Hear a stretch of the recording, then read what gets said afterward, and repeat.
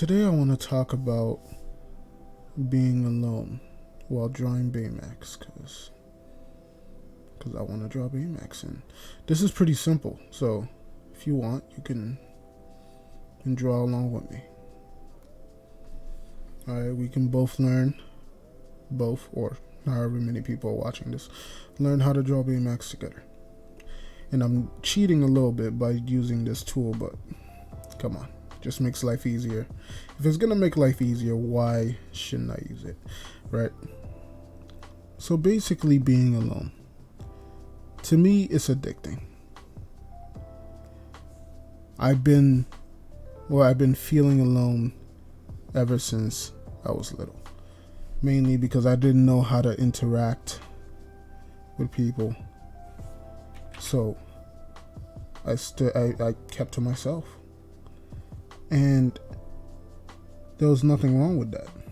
In a sense, I started to like it a lot. Started liking being alone. The problem is that it gets addicting. It gets very addicting, and you don't really want to stop, because once you've learned how to be alone, you've inherently found peace within yourself. And I use that term lightly because it's more of a peace. You're more at peace with being alone than you are at peace with yourself. Like, you're not stressing over the fact that you don't really interact with anybody else. You're just at peace with it.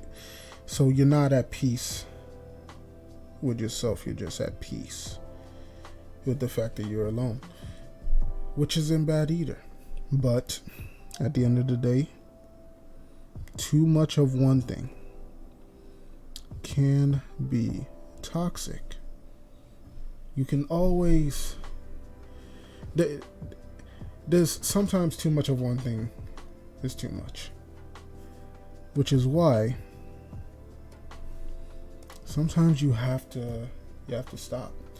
You have to stop things such as staying by yourself and reach out to people.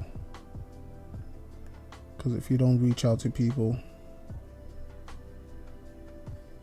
you're just gonna, not that you're gonna be sad, but things just aren't gonna go as smoothly as you'd like them to go in life. You'll start to wonder where things went wrong and why you're so distant from people. But another subject on being alone that I want to talk about is the feeling of loneliness when you want to reach out to people. You know what I mean? When you feel like there's something you want to say to somebody, but you don't know how to, or not that you don't know how, you're afraid to tell anybody because you're afraid of their opinions. So you keep to yourself. And when you keep to yourself, you're hindering yourself of that chance to connect with somebody. And that's the part that I would like, if anybody else is actually watching this, to fix. Reach out and do not be afraid. Reach out and do not be afraid of people's opinions. And if you are, then find somebody that will listen. Because I recently have been feeling this sadness, and I didn't know what to do. I didn't know what to do because I felt as if I was all by myself, alone in my head. And that is usually the norm for me. I'm usually alone in my head most of the time. And there are times where I talk to people and they come back and give me their opinions on how I felt, and those opinions aren't exactly what I wanted to hear, in a sense. Like, I wanted to be validated on my feelings, but that's not what happened.